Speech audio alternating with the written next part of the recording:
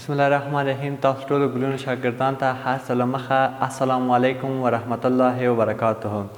هیله لرم چې روغ او جوړ اوسئ او د خپل تلویزیونونو تر څنګ ناست اوسئ او دا برنامه وګورئ او تاسو څخه ډېر په درنه هیله کوم ګران شاګردانو ستاسو همیشه ځان سره درسي مواد لکه قلم کتابچه ولرئ. کوم موضوعګان ستاسو ته تشریح کیږي دا تاسو چې وکړئ د خپل کتابچو کې ورسوئ او دا ووایئ. نو د درس په ادامه ګران شاګردان راځو چې موږ درس چېرته رسېدلی و کلي سیټ او مکمل سیټ چې څومه صفحه ده ګران شاګردانو 19مه صفحه ده. نو 19مې صفحې ته راځو ګران شاګردانو دغه درس موږ چې کو څېړو چې دوه موږ ته درته ویلي یو کلي سیټ ده او یو مکمل سیټ ده چې دا یو بل څخه څه فرق لري او کلي سیټ کوم یو ته وایي او مکمل سیټ کوم یو ته وایي دا به موږ چې وکړو ګران شاګردانو دا به تشریح کړو. لومړی راځو ګران شاګردانو چې ته کلي سیټ ته چې کلي سیټ څه معنا لري او څه هغه کیږي. کلي سیټ ګران شاګردان زه تاسو ته وایم لکه د انګلیسي الفبا شپږ ویشت تورې لري ګران شاګردان. څو ویشت تورې لري؟ شپږ ویشت تورې لري. دغه که موږ په یو سیټ په شکل وښیو ګران شاګردانو دغه کلي سیټ مخفف چې ده کلي سیټ موږ په یو ښیو. په چې ښیو ګران شاګردانو؟ کلي سیټ موږ چې باندې ښیو؟ یو باندې ښیو چې دې ته وایو کلي سیټ.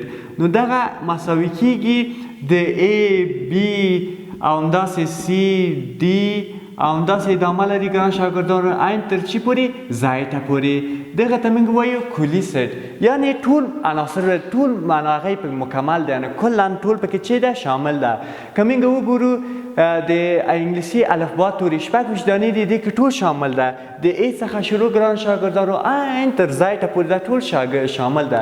نو دې په صورت کې موږ دې ته چې وایو ګران شاګردانو؟ دې ته کلي سیټ وایو. چې د کلي سیټ تعریف کې هم همداسې ویل کېږي. زه به تاسو ته تعریف به یې ولیکم.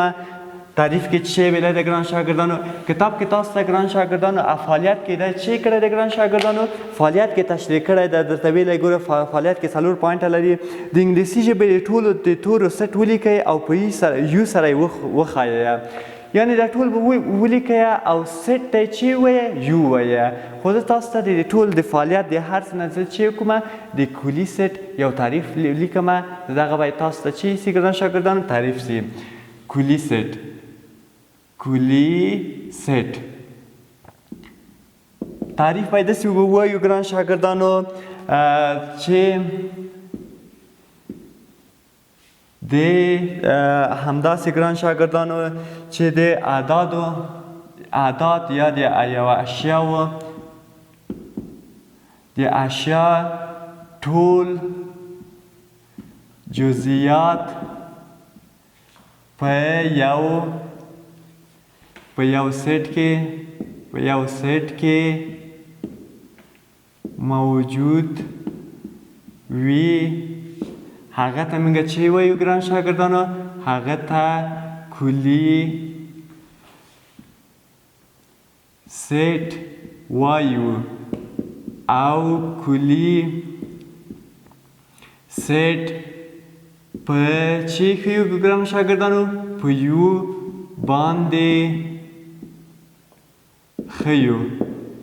راځو ګران شاګردانو کلي سیټ موږ تعریف کړو ګران شاګردانو. یو تعریف هم ورته جامع تعریف هم ولیکه چې وایي چې اشیاو ټول جزئیات په یو سیټ کې موجود وي.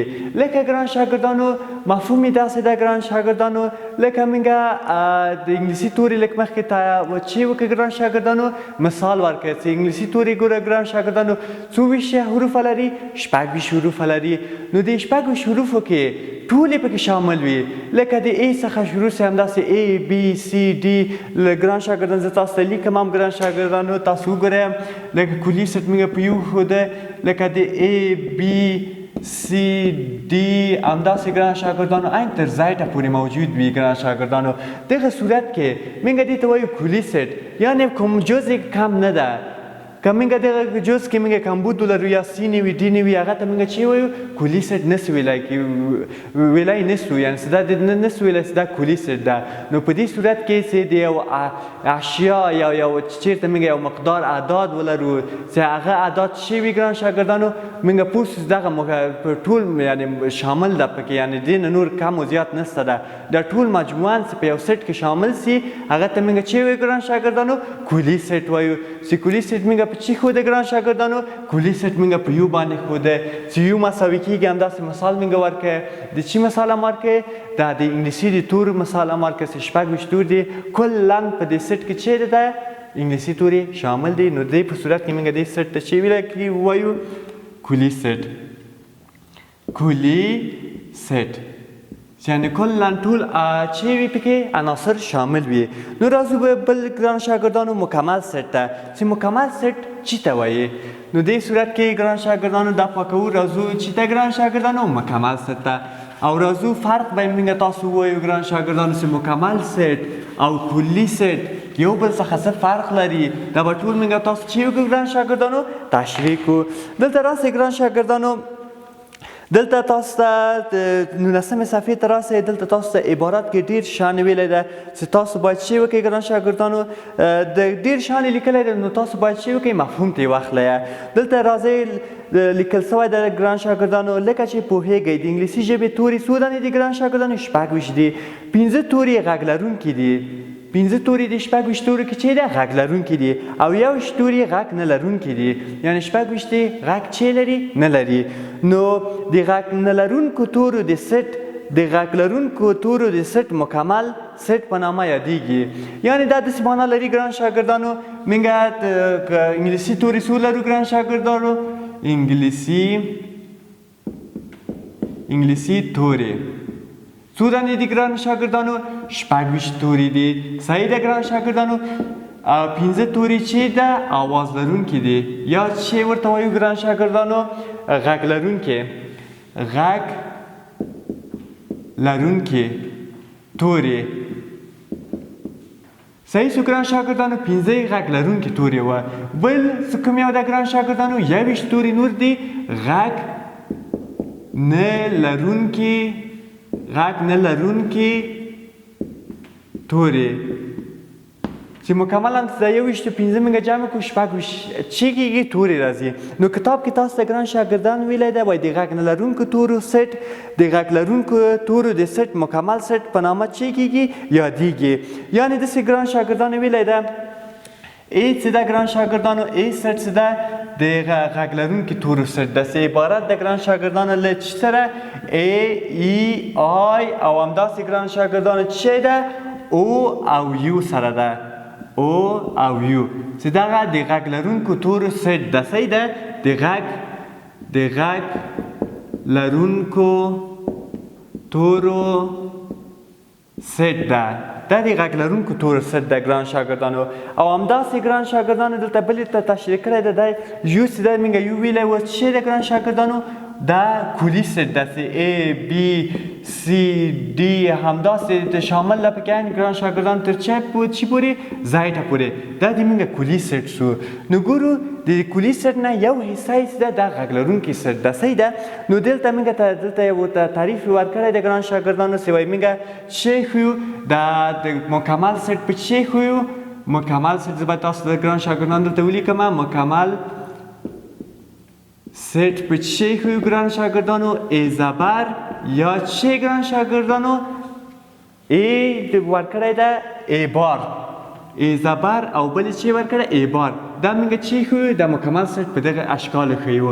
نو په دې اشکال یې چې ښیو ګران شاګردانو دلته یو فرمول غوندې دلته کتاب کې تاسو ته ورکړل سوی ده چې دا فرمول به زه تاسو ته ګران شاګردانو ولیکمه دغلته چې تخته کې ځای نشته ګران شاګردانو زه به تاسو ته چې کوم مکمل تشریح کوم.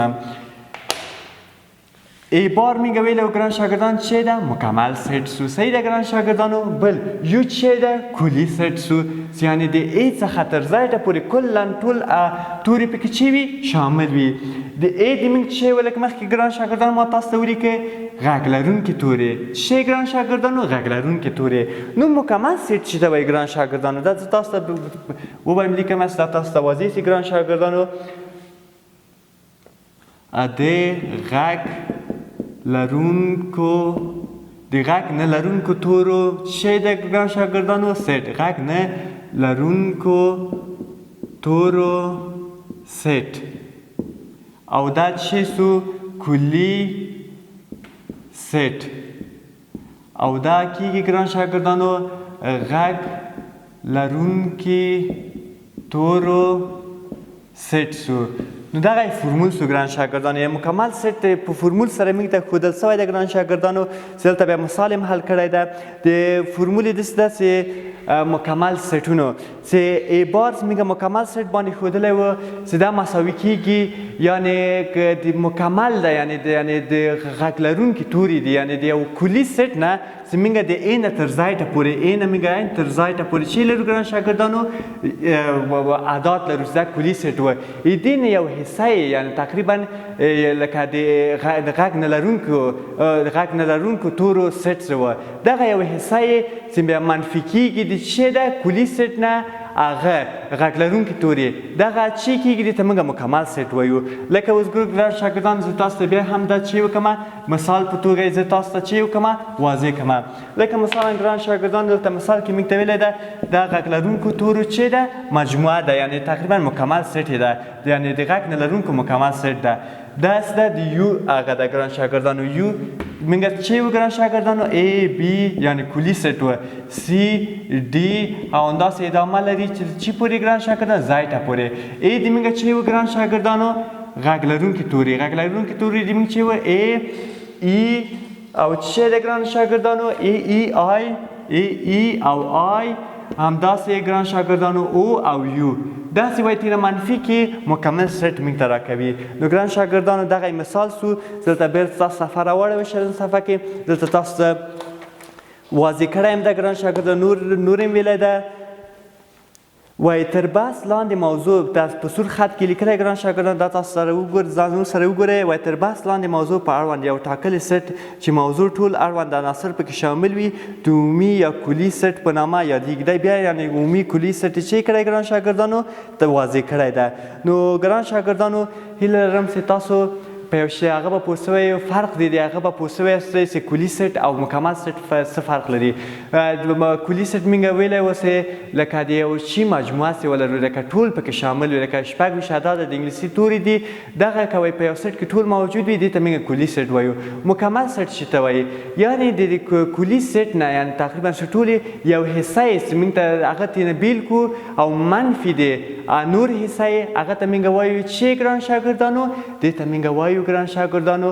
مکمل سیټ چې مکمل سیټ موږ تشریح کړي ګران شاګردانو چې فرمول یې دا و چې مکمل سیټ یو حصه دی چې کلي سیټ څخه منفي سي چې لکه یو حصه د کلي سیټ نه منفي سي یو عدد یا یو شی منفي سي دلته موږ ته چې ورکړي مکمل سیټ ورکوي نو ګران شاګردانو دغه سو د درس موضوع سو چې دا دواړه مو تاسو ته تشریح کړ نو ګران شاګردانو تاسو به چې وي کورنۍ دنده به هم دغه د شلمې صفحې ته راسئ ګران شاګردانو لاندې تاسو ته لیکل سوی ده دغه تاسو به کورنۍ دنده وي دا به تاسو حل کړئ خیر که تاسو کوم موضوعات کې لکه پوښتنو کې بند پاتې زه دا ګورم کوم سوال تاسو ته مشکل و دا به زه تاسو ته چې کوم آینده ورځ کې به زه تاسو ته د درس کې د مثالونه کار وکړم چې تر څو د تاسو زده سي نو ګران شاګردان دی تاسو کورنۍ دنده سو او همیشه تاسو نه په ډېر درنه هیله کوم چې تاسو همیشه د خپل کورنۍ دنده ترسره کوئ او آینده ورځ ته چې راځئ